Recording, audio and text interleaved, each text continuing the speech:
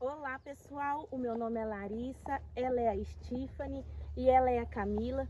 Nós somos estudantes do 6º período de Engenharia Agronômica do Instituto Federal do Paraná, campus Ivaiporã, e hoje estamos aqui na propriedade do Renan Lucas de Lima, em Jardim Alegre, para fazermos uma entrevista sobre a produção de café no Vale do Ivaí.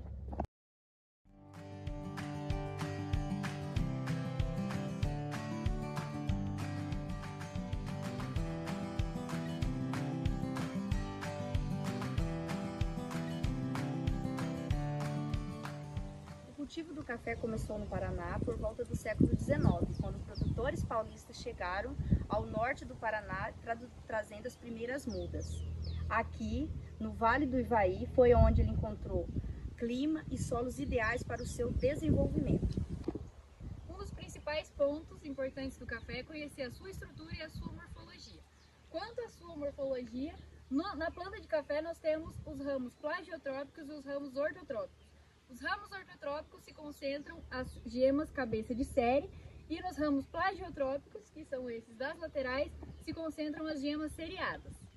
Quanto às suas estruturas, aqui no início da planta de café nós temos o chamado barra da saia, aqui é o terço médio da planta e lá em cima é o chamado decote.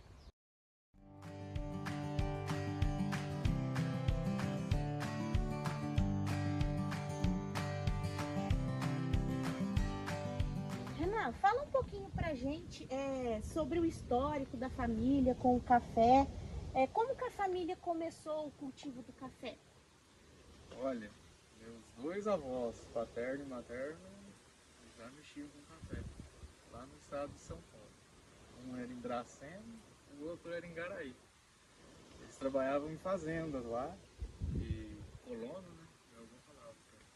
Lá o esquema era de colono, recebia por mês e trabalhava nas lavouras lá. Aí, com o passar do tempo, arrumaram um dinheirinho e vieram para cá, no Paraná. Meu avô materno comprou essa propriedade, derrubou a mata e começou com o cultivo do café. Vocês sempre focou na cultura do café? Vocês só mexem com isso? Ou vocês têm outras culturas que vocês mexem? Hoje a gente trabalha com cereais também, soja e trigo, mas no tempo do meu avô, do meu pai, o foco mesmo era somente o café. Então essa produção de café foi gerada veio de várias gerações, né? Do seu avô, do seu pai, Geração por geração. passou para vocês. Renan, fala um pouquinho pra gente sobre a infraestrutura aqui na propriedade de vocês em relação à secagem e o armazenamento. A secagem é feita em estufa, em terreiro, ou vocês possuem o próprio secador? Vamos lá. Aqui a gente tem um secador, chama secador estático.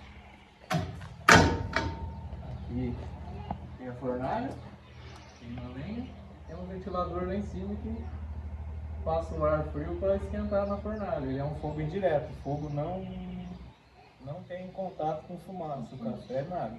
Ele é totalmente indireto. O café vai armazenado aqui, e aqui por baixo tem uma tela. Aí o ar quente sobe para cima e vai secando. Demora aí em torno de 4 dias de fogo, descanso e até finalizar mesmo a secagem. E o armazenamento? O armazenamento, a gente põe na tulha, nos bags, no barracão mesmo.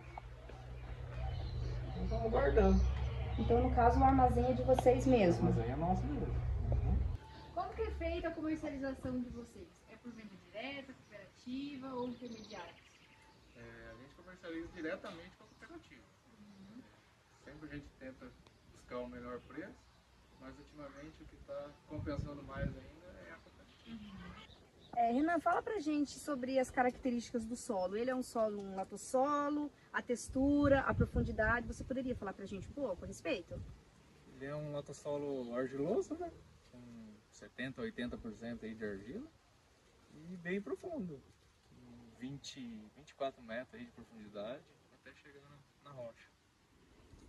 E em relação aos insumos, ele necessita de insumos, ele possui fertilidade natural? Como que vocês tratam o solo aqui nessa região? necessita, né? Hoje tudo que precisa de muita produção precisa de muito insumo. Calcário cada 3 anos, 2 anos, esterco e adubação. Então vocês fazem um mix Isso. entre mineral, Mineral, orgânico. Uhum. Um pouco de cada e para dar resultado. Renan, fala um pouquinho pra gente sobre a topografia das suas áreas. Como que é a declividade do terreno? Se ele é montanhoso, se ele é ondulado, é plano? Aqui é um terreno ondulado, né? Varia aí de 10% a 20% de inclinação. Vocês fazem curva de nível, Usa curva de nível Uhum. para evitar a erosão, né? Conservar melhor o solo. Lixiviação, Uhum. tá certo. Como que é dividido os talhões de produção de vocês? É dividido por idade. Na cultura do café você sempre tem que estar renovando. Se você tem uma área aí de 10 alqueires, você tem que plantar pelo menos um alqueire por ano, todo ano, para você sempre ter lavoura nova, lavoura velha, lavoura média que está no auge da produção. Tá certo. O plantio das linhas, ele segue algum padrão, alguma relação com as coordenadas geográficas ou não? Não, a gente segue o nível do terreno mesmo, para evitar Por ser erosão, ondulado, né? Por ser ondulado, a gente segue. Tá certo. Utiliza alguma prática conservacionista de quebra-vento, de terraço, plantio em nível, como que é? Utiliza o terraço, utiliza quebra-vento, porque o lugar que venta muito, ele traz doença para o café, prejudica. E utiliza a semeadura da braquiária para cobertura do solo. Fala pra gente da área que vocês possuem aqui na propriedade. Quantos hectares que vocês têm de café, né, aproximadamente pra gente? Hoje nós temos aproximadamente 7 hectares de café. E aí, e o restante da propriedade? Vocês fazem outro cultivo ou é focado só na cultura do café mesmo? Faz cultivo de grãos, por causa do região de baixada, onde pega mais geada, não compensa daí implantar café. Sim. Tá ok. E essa produção de café, essas mudas, essas plantas, quando que elas foram implantadas? As idades delas, mais ou menos?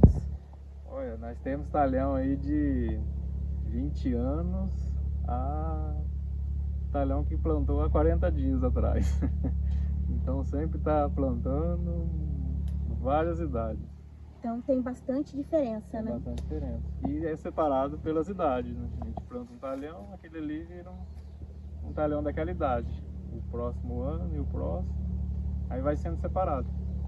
Já teve alguma remoção de algum talhão? Ou Já. às vezes um replantio por conta de geada? Como que foi? Já tivemos remoção de um que com 3 anos, na hora que ele começou a produzir mesmo, que ia dar o lucro, a geada matou ele, que teve que ser removido. Renan, e quais são as cultivares que vocês têm aqui na propriedade hoje?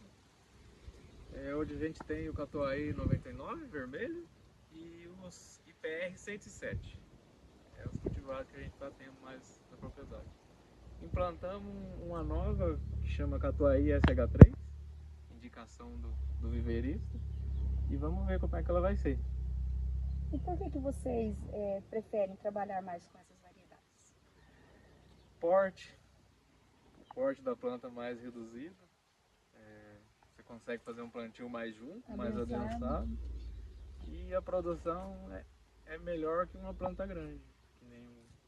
Antigamente era utilizado muito aquele Sumatra, no tempo do meu avô. Era um café muito grande e não compensava. Hoje as variedades estão bem melhor. A mecanização também se torna mais difícil em café de alto porte.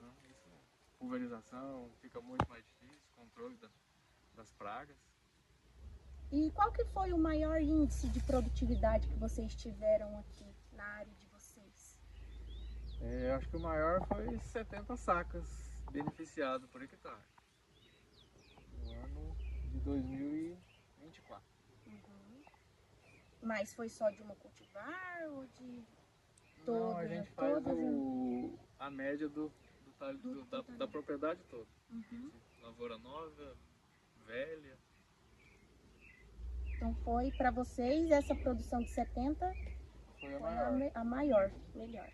Renan, sobre o sistema de produção, como que ele é? Ele é convencional, agroecológico, orgânico? Como que ele é atualmente?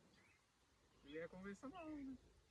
Utiliza defensivos químicos, né? Uhum. Então ele é um Sistema sistema convencional. convencional. Tá certo. E quantas plantas por hectare vocês têm atualmente? Varia de 4.200, 4.500, dependendo da variedade e do espaçamento. No caso, quanto seria o espaçamento entre plantas e O espaçamento varia de 3 e... A gente utiliza bastante o 3,40 por 70 no Catuai. E no IPR 107 a gente usa o 3,40 por 55, 60 por aí, entre plantas. Então depende da variedade. Depende da então, no caso. variedade. Renan, e em relação aos desafios aqui na propriedade? Você teve algum desafio por falta de mão de obra, alguma praga, alguma doença que dificultou a sua produção? Qual que foi o maior desafio já enfrentado aqui na propriedade? Olha, eu acho que o maior desafio foi o nematóide, uma praga. Que é uma praga que erradica mesmo a lavoura. Por isso hoje a gente utiliza as variedades todas enxertadas para poder conviver com esse nematóide, né? E continuar a produção de café. Quando a gente descobriu foi um baque grande, né? Porque as lavouras que tinham, a gente já sabia que o futuro era erradicar. E Não eram resistentes, não né? eram resistentes. E para passar as resistentes, enxertadas. Bom, Renan, a gente gostaria de saber agora em relação ao solo. Com que frequência você faz análise do solo? Anual, bianual? Como que funciona esse procedimento aqui na propriedade? A gente realiza mais bianualmente, por causa da bianualidade da cultura, né? Que um ano ela dá muito e o outro ano ela dá menos. Aí a gente sempre realiza no ano que dá mais, para saber Aumentar. certinho a adubação para fazer, para manter ela. Vocês já fizeram análise foliar? Como que é?